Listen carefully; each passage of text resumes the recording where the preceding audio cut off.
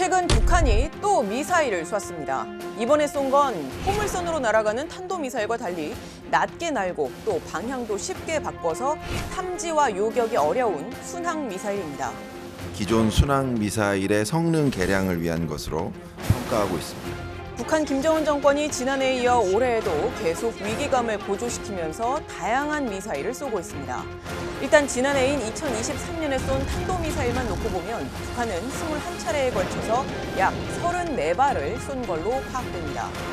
탄도미사일을 71발이나 쐈던 2022년에는 최대 6,890억 원이 들었을 거란 한국국방연구원의 분석이 있었는데 이 분석을 적용해 본다면 지난 한 해에만 북한은 최대 3천억 원 이상을 들여서 미사일을 쐈다는 추정이 가능합니다.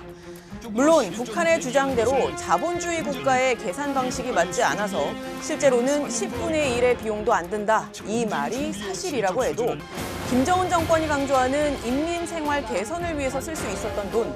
초보적인 생활 필수품조차 원만히 제공하지 못하고 있는 것은 심각한 정치적 문제로 제기되고 있습니다.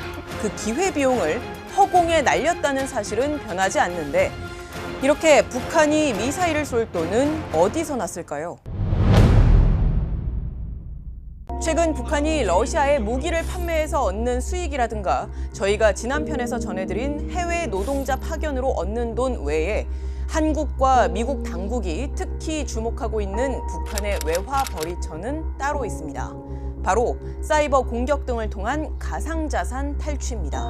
한국 정부는 물론 미 백악관도 북한이 해킹 등으로 탈취한 가상자산으로 미사일 개발 비용을 꽤 충당하고 있다고 보고 있습니다.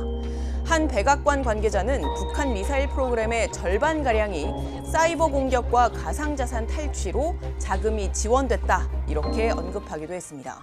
지금 보시는 건 북한의 수출량 감소 현황표인데 북한에 대한 강력한 경제 제재가 가해졌던 2016년과 2017년을 기점으로 북한의 수출량이 뚝 떨어진 걸 보실 수 있습니다. 반면 마치 데칼코마니처럼 북한의 가상자산 해킹 규모는 그 시점을 기준으로 눈에 띄게 늘기 시작했습니다.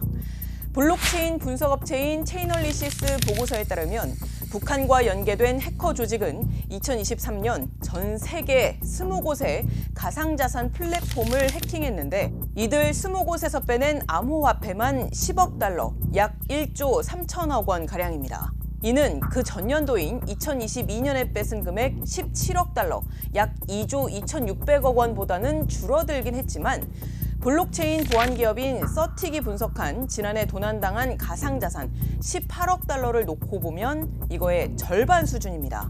즉, 지난해 전 세계에서 도난당한 전체 가상자산의 2분의 1을 북한이 탈취한 걸로 추정되는 겁니다.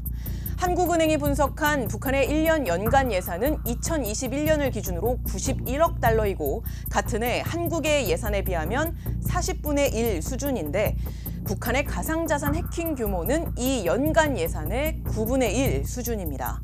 해킹 암호화폐로 벌어들인 돈이 국가 예산에 잡힌다? 안 잡히죠, 당연히. 북한은 국가 예산에 안 잡히는 돈이 많습니다. 네, 우리보다 훨씬 더 많죠.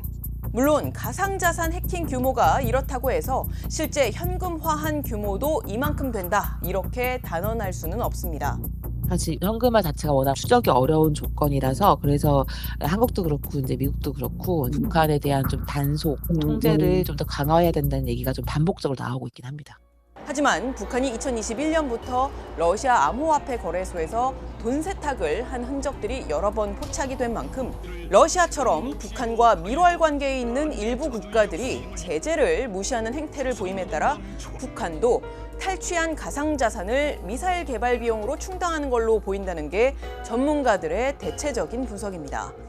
최근 국정원은 북한이 지난 한 해에 국내 공공기관을 겨냥한 공격만 하루 평균 129만 건을 시도했다고 발표하기도 했는데 북한이 최근 각국의 감시와 제재 속에서도 가상자산에 대한 직접적인 공격 외에 랜섬웨어 공격까지 감행하면서 자금 출처를 다양화하고 있다는 분석이 나옵니다. 한국 정부도 북한 해킹 조직 그리고 관련자들에 대한 독자 제재를 가하는 등 여러 대응을 하고 있긴 하지만 북한의 사이버 공격이 점차 진화하는 걸로 평가되는 만큼 보다 실효적이고 또 강도 높은 대책을 검토할 필요가 있어 보입니다. 지금까지 뒷배기였습니다.